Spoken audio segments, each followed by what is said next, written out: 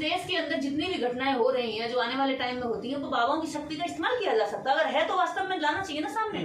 उसको तो बाबाओं की भाषण पर लिमिट क्यों नहीं है? वो तो पूरे देश को नुकसान पहुंचा रहे हैं, पूरे देश की बुद्धि पे नुकसान पहुंचा रहे हैं, देश के स्किल को। बाबाओं का गुरु तो हम जैसे लोग बनने नहीं देंगे, ये किसी में दम नहीं है। कितना भी बड़ा बाबा आ जाए, हम जैसे तार्किक लोगों के सामने जीरो होता है, शून्य हो जाता है। बाबाओं से पूछना चाहिए कि जब तुम्हारे सत्संगों में शक्ति होती है तो तुम्हारे सत्संग में लोग मर कैसे जाते हैं? शक्ति के ही घेरे में कैसे लोग मर सकते हैं? निर्देश जी आपकी बात, जो बाबा शिकंजे में आए ना, वो आपकी जाति के ही जाटव जाति से हैं। अभी तक जो मनुवादी बाबा रहे हैं हमारे देश में, जो ब्राह्मणवाद को जिनको आप गाली देती हैं, आपकी बात आपके समाज से आ गई है। आप गलत बात कह रहे हैं कि मेरी जाति से। मेरी कोई जाति नहीं है। आपको कैसे पता मेरी जाति क्या है? इस बात को मैं अभी फिर से तरीके से बता दूं कि मेरी जाति का वो व्यक्ति है जो मानवता की बात करेगा, जो सबकी बराबरी की बात करेगा, सबको न्याय की बात करेगा, जो देश को बचाने की बात करेगा, जो इंसानियत के लिए लड़ाई लड़ रहा होगा, वो मेरी जाति का है। ऐसे क्या बाबा मेरी जाति का कैसे हो गया? कैसे हुआ है बाबा मेरी जाति का? मेरी जाति का कौन सा बाबा? क्या है मेरी जाति? थप्पा लगा मेरे ऊपर कि मेरी कोई जाति है? जाटव है, ऐसी है, जाटव है। तो मेरी जाति जाटव है। अगर मेरी जाति को आप जाटव कहते हैं तो जिस व्यवस्था में मुझे जाटव बनाया गया, उस व्यवस्था को मैं लात मारती हूँ, उसको जूती की नोक पर रखती हूँ। तो पहली बात तो यह मेरे लिए जो सबसे महत्वपूर्ण व्यवस्था वो है जो बाबा साहब डॉक्टर अम्बेडकर ने बनाई है, समानता की व्यवस्था। मैं बुद्ध की व्यवस्था को मानती हूँ, मैं रैदास की व्यवस्था को मानती हूँ, मैं कबीर की व्यवस्था को मानती हूँ। मैं उस व्यवस्था को नहीं मानती जिस व्यवस्था में जाति बनाकर उनके काम बांट दिए और काम के आधार पर उन्हें नीच माना गया। मैं उस व्यवस्था को कैसे मान लूं जिस व्यवस्था में कहा गया कि ब्राह्मण मुंह से पैदा हुआ है? मैं खुद अगर डिलीवरी करूंगी तो मेरा बच्चा मुंह से पैदा नहीं होगा, वो यूट्रस से बच्चा बनता है। और यूट्रस, ये गधों की बात है, ये मूर्खों की बात है, या फिर बहुत बड़े जालसाजों की बात है जिन्होंने इस तरह के सिगोफे छोड़ करके लोगों को उल्लू बनाया। और मैं ये बता दूं, ये जो सूरजपाल बाबा है, इस सूरजपाल बाबा के लिए मीडिया ने खूब हल्ला मचाया कि जाटव है। इतने सारे बाबा देश में, 1199 बाबा है इस देश के अंदर, सबकी अपनी अपनी एक जाति है। किसी भी बाबा देवकीनंदन ठाकुर की जाति नहीं बताई आज तक कि वो ब्राह्मण है। इस धीरेन्द्र शास्त्री की जाति नहीं बताई आज तक कि वो ब्राह्मण है। कितने राम रहीम की जाति नहीं बताई कि वो जट्ट है। वो आसाराम की जाति नहीं बताई कि वो ब्राह्मण है। किसी की जाति नहीं बताई कि वो ब्राह्मण है। लेकिन सूरजपाल की जाति क्यों बताई मीडिया ने कि ये ब्राह्मण है? क्यों बता रहे सारे ब्राह्मण के इसकी जाति सूरजपाल की जाति जो जाटव है? इसीलिए ना कि जाटव इमोशनल होकर इस जाटव के पाखंडी के पक्ष में खड़े हो जाए। लेकिन सुनो ढोंगियो, तुम भले ढोंग का भी साथ देते हुए गलत आदमी के साथ खड़े हो जाते होगे जाति देखकर, लेकिन अम्बेडकरवादी जाति देखकर तो छोड़िए। जाति बहुत बड़ी चीज है। अगर गलत काम मेरा सगा भाई भी कर रहा होगा और देश के खिलाफ होगा, जनता के खिलाफ होगा, लोगों के खिलाफ होगा, तो मैं उसका भी ऐसे ही डटकर विरोध करूंगी। मेरे लिए जाति, मेरे लिए धर्म, मेरे लिए समुदाय, पंथ, परिवार, इससे ज्यादा बढ़कर मेरा समाज है और मेरा देश है। और इन दोनों को अगर कोई डैमेज करेगा, मानवता को कोई डैमेज करेगा, तो वो मेरी जाति का नहीं हो सकता। और रही बात सूरजपाल की जाटव जाति होने की, तो मीडिया में अगर दम है तो सारे बाबाओं की जाति बताए। मीडिया में अगर दम है तो जैसे सूरजपाल की संपत्ति को सरकार पर कब्जा करने की बात चल रही है, सारे बाबाओं की संपत्ति कब्जा करो, सूरजपाल की भी करो, हम नहीं बचाएंगे सूरजपाल को। लेकिन अगर सारे बाबाओं की जो संपत्ति कब्जे में करी जाएगी तो ढोंगी निकलकर बिलों में से बिल। जी, उत्तर प्रदेश के हाथरस में बड़ी घटना हो गई। बाबा के दरबार में भगदड़ मच गई, जिसमें करीब 123 लोगों की मृत्यु हो गई। और पुलिस प्रशासन ने शिकंजा कसना शुरू कर दिया है। उसके बावजूद जो बाबा के भक्त हैं, अंधभक्त हैं, वो कम नहीं हो रहे हैं। वो आज भी वहां जाकर धरती चूम रहे हैं, उनके गेट पर जो है माथा टेक रहे हैं। पूरे मामले को लेकर क्या कहना है आपका? देखिए, जो बाबा के सत्संग में जो घटना हुई है, ये बाबाओं के सत्संग की पहली घटना नहीं है। ये घटनाएं होती आ रही हैं। और उसके बाद भी बाबाओं की जो संख्या है, जो खेती है, वो बहुत उपजाऊ है। यहाँ बाबा हर साल कई सैकड़ों बाबा जो यहाँ पर तैयार हो जाते हैं। कारण है देश में अशिक्षा और अज्ञानता।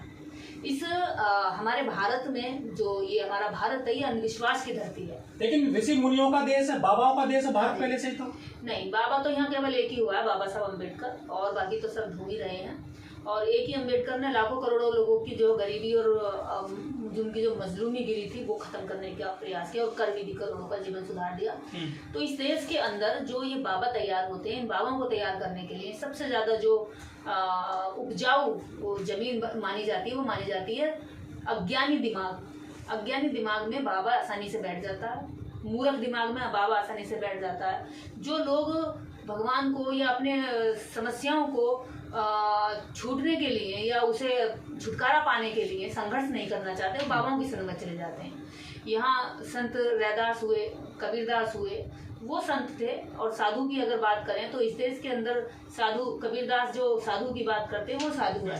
तो यहाँ पर साधु वो नहीं है जो लग्जरी गाड़ी में घूम रहे हैं, लोगों से कह रहे हैं मोहमाया मत करो, और वहीं पर चरण छूने के भी 5,000 रुपये ले रहे हैं, और पंडाल टेंट में भाषण देने के लिए भी 1 लाख 2 लाख 3 लाख रुपए की फीस ले रहे हैं, और खुद बड़ी बड़ी गाड़ियां और प्राइवेट जेट में घूमते हैं, लेकिन भक्तों से कहते हैं कि मोहमाया छोड़ दो, मोहमाया में कुछ नहीं धरा, धन दौलत सब यहीं रह जाएगी और तुम इसको त्याग करके हमें दे दो। तो ऐसे बाबा, ये बाबा नहीं है, वास्तव में दूसरों का भला नहीं कर रहे हैं, ये अपना भला कर रहे हैं, देश का सत्यानाश कर रहे हैं। ऐसे बाबाओं पे सरकारी रूप से अंकुश लगना चाहिए। ऐसे बाबाओं की जो भाषण है, जो इनकी लिमिट होनी चाहिए, कि जब यहाँ पर नेता की, नागरिक की, व्यक्ति के अंदर एक लिमिट है कि भाई किसी दूसरे को नुकसान न पहुंचे। यहाँ स्किल डेवलप करने के प्रोग्राम चलने चाहिए, लेकिन यहाँ पर स्किल को खत्म करने के प्रोग्राम बाबाओं के माध्यम से चलाए जाते हैं। सरकार कहते हैं कि हम भारत को विश्व गुरु बनाएंगे, लेकिन ये बाबा जिस तरह से बढ़ रहे हैं हमारे देश में, बाबाओं का गुरु बन जाएगा भारत, क्या लगता है? देखिए, तो बाबाओं का देश तो हम बनने नहीं देंगे। हाँ, बाबा साहब अम्बेडकर का देश हम जरूर बनाएंगे, और बाबा साहब अम्बेडकर का देश बनाने के लिए हम लोग निकले हुए हैं घरों से, उसके लिए लगातार जद्दोजहद कर रहे हैं, और ये जीत हमारी ही होगी। क्योंकि पाखंड कितना भी घना, कितना भी बड़ा क्यों ना हो, किसी एक तार्किक व्यक्ति के एक ही सवाल से ढेर हो जाता है और धराशायी नीचे गिर जाता है। तो ये धराम से नीचे गिरेंगे जब जनता जागरूक होगी, जानेगी, समझेगी और सवाल करेगी, तभी तो लोग आएंगे। कि भाई आपके घेरे में जाकर के लोग मरते नहीं है, लेकिन आपके ही घेरे में, आपके ही सत्संग में, आपका ही सत्संग सुनने के बाद लोगों की हत्याएं हो रही है, मौत हो रही है, लोग मर जा रहे हैं, बच्चे मर जा रहे हैं, औरतें मर जा रही हैं। तो इससे ज्यादा दिमाग पे खोलने के लिए और कौन सी बड़ी बात होगी कि आप उसी के वहां जाकर मर गए। लेकिन मरने के बाद भी ये लोग उनको सिखा देते हैं कि जो बाबा के सत्संग में मरते हैं या इस तरह के क्रियाकलाप में मर जाते हैं, वो सीधे स्वर्ग जाते हैं, उन्हें मोक्ष मिल जाता है या बाबा के चरणों में जगह मिल जाती है। तो इस तरह के जो सेंटेंस है, इन सेंटेंसों से कमजोर दिमाग जो है ये सोच लेता चलो ठीक है, वो मरने में भी संतुष्ट हो जाता है। लेकिन हमारे देश में कई दशक से ऐसी घटनाएं होती रही हैं, मंदिरों के आसपास लाइनों में लोग मर रहे हैं, जो पंडालों में मर जाते हैं, भगदड़ में मर जाते हैं धार्मिक स्थानों पर। उसके बावजूद ये ऐसी घटनाएं रोक क्यों नहीं पा रही है सरकारें हमारे देश की? देखिए, सरकारें रोकना नहीं चाहती हैं, सरकारें चाहें तो रोक सकती है, कोई बहुत बड़ी बात नहीं है। नागपुर में, महाराष्ट्र में अंधविश्वास उन्मूलन कानून है, और भी 2 स्टेट में है। अगर ये राष्ट्रीय स्तर पर नेशनल ऐसा कोई कानून बन जाए, कोई एक्ट बन जाए कि अगर इस तरह के बाबा कहीं भी पाखंड करते हैं तो वो उसको साबित करने का क्षमता रखें। हम तो कह रहे हैं बाबा जो भी भाषण देते हैं उसको साबित करने की क्षमता रखें। जैसे वो साबित करने की क्षमता रखे वैसे कोई दिक्कत नहीं है, वो अपनी बात रखें। अगर वो कह रहे हैं कि मैं पर्ची देखकर दूसरे का भविष्य बता सकता हूँ, तो फिर सारे लोगों का भविष्य बता करके उस भविष्य को पहले ही बताएं और ताकि गलतियां बच जाए। इस तरह से देश के अंदर और भी बड़े उन बाबाओं की शक्तियों का इस्तेमाल किया जा सकता है कि हमारे देश पर कोई दूसरा विरोधी देश हम पे हमला तो नहीं कर रहा है, हम अपनी सेना को मरने से बचाया जा सकता है। कितने सारे बच्चे गर्भ में ही मर जाते हैं, उनको बताया जा सकता है। कितने लोग बेटे की लालच में लड़कियों की हत्या कर देते हैं, पेट में गर्भपात करा देते हैं, वो बच जा सकता है। तो इसका जो उपयोग है बड़े स्केल पर होना चाहिए, जनता के लिए, मानवता के लिए होना चाहिए। देश दुनिया में इतने दंगे हो रहे हैं और अलग अलग देशों में युद्ध चल रहे हैं, उन युद्धों को भी रोका जा सकता है कि आने वाले टाइम में तुम्हारा इतना नुकसान होगा, रोक लो। तो ये जो बाबा है अपनी बात को कहे, अभिव्यक्ति की आजादी सभी को है, लेकिन बात को कहकर साबित करने की क्षमता इनमें अगर जिस दिन आएगी उस दिन इनको जो अंधविश्वास उन्मूलन कानून है उसका सही इस्तेमाल होगा। और ये कानून जल्द से जल्द सरकार को बनाना चाहिए। जितने लोग सुन रहे हैं ये भी इस मांग को उठाएं कि देश के अंदर अंधविश्वास उन्मूलन कानून होना चाहिए, ताकि जो भी पाखंड फैलाए, अंधविश्वास फैलाए, उसमें कुछ शब्दों की मर्यादा होनी चाहिए। इससे अगर ज्यादा बोले तो उसको साबित करके दिखाए।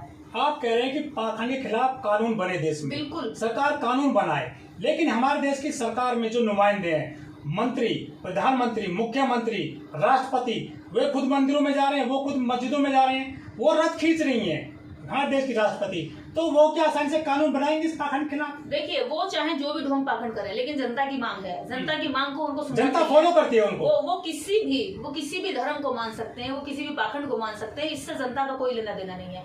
एक व्यक्ति, मैं मान लीजिए एक व्यक्ति मुस्लिम है, वो मुस्लिम कल को प्रधानमंत्री बन जाता तो वो उस धर्म को मानता है, तो क्या सारा देश उसी धर्म को मानेगा? नहीं मानेगा, क्योंकि ये देश लोकतांत्रिक देश है, ये धर्मनिरपेक्ष देश है।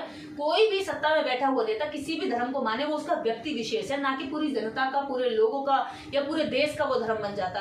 अगर कोई व्यक्ति पाखंड में विश्वास रखता है तो वो उस नेता का इंडिविजुअल पाखंड में विश्वास है, उसका फैथ अपना इंडिविजुअल है, ना कि किसी पूरी जनता का है।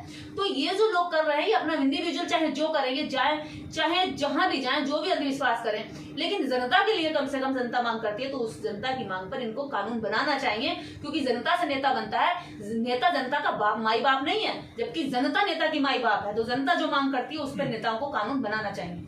लेकिन जनता जिन नेताओं को वोट देती है, उन्हें प्रधानमंत्री बनाती है, मुख्यमंत्री बनाती है, राष्ट्रपति भी खुद जो है धार्मिक कार्यों में जा रही है आजकल, जबकि सेकुलर देश है, तो जनता उनको फॉलो इसलिए करती है कि जब उनके नेता खुद मंदिरों में जा रहे हैं, वो खुद पूजा पाठ कर रहे हैं, वो खुद बाबा के यहाँ वो माथा टेक रहे हैं, तो जनता क्यों नहीं करेगी वो? आप इसमें पूरी जनता को नहीं कह सकते, जनता नहीं कर रही है, वो मूर्ख कर रहे हैं जो नहीं समझते हैं, या वो ढोंगी लोग कर रहे हैं जो ढोंग को पाखंड को बढ़ावा दे करके आम जनता, भोली जनता के दिमाग का हरण करते हैं, उनका जेब में जो जुड़ा 2-4 पाई रुपया है उसको छीनना चाहते हैं। ये वो लोग करते हैं, बाकी आम जनता को कुछ फर्क नहीं पड़ता। बाबा सपोर्ट करते हैं सरकार को, बाबा सपोर्ट करेंगे क्योंकि बाबाओं को जाकर के ये नेता सपोर्ट करते हैं। नेता बदले में इनको चुनाव के टाइम पर लोगों में उनके बारे में अच्छी बातें करते हैं ताकि जनता उधर को वोट दे दे।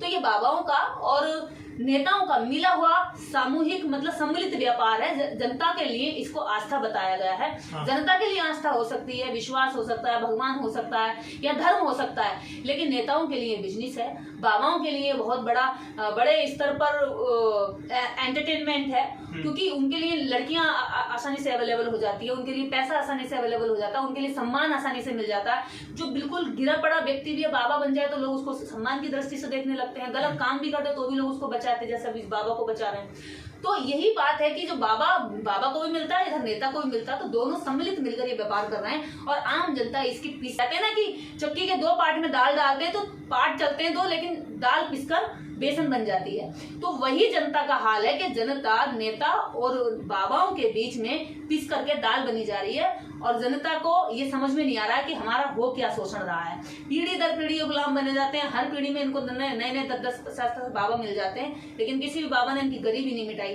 किसी भी बाबा ने इनके लिए रोगों का इलाज नहीं ढूंढा। वो साइंस विज्ञान ढूंढती है। सर चढ़ाने जाते हैं ये देवी देवता के आगे, सर चढ़ाने जाते हैं बाबाओं के आगे, लेकिन इनको जो इलाज मिलता है वो साइंस की बदौलत मिलता है। इनका जो दिमागी जो संतुलन है वो अभी सही तरीके से, इसकी काउंसलिंग की जरूरत है भारत के लोगों को कि आखिर इतना अंधविश्वास क्यों है। और सबसे बड़ा जो आप देखेंगे कि जो मोटे प्रचार पे जो चीज दिखाई जाती है जनता उसकी तरफ चली जाती है, यानी भीड़। तो जिस चीज का ज्यादा प्रचार होता है लोगों को भी लगने लगता है, जैसे हिटलर ने कहा बड़ा से बड़ा झूठ बोलो और जोर से जोर चिल्लाओ और बार बार चिल्लाओ तो लोगों को लगने लगेगा कि झूठ ही सच है। तो यही बात यहाँ अंधविश्वास पर होती है, यही बात यहाँ नेताओं पर बाबाओं पर लागू होती है। वो इतनी झूठ को बोलते हैं और जोर से बोलते हैं, जनता समझने लगती है यही सच है।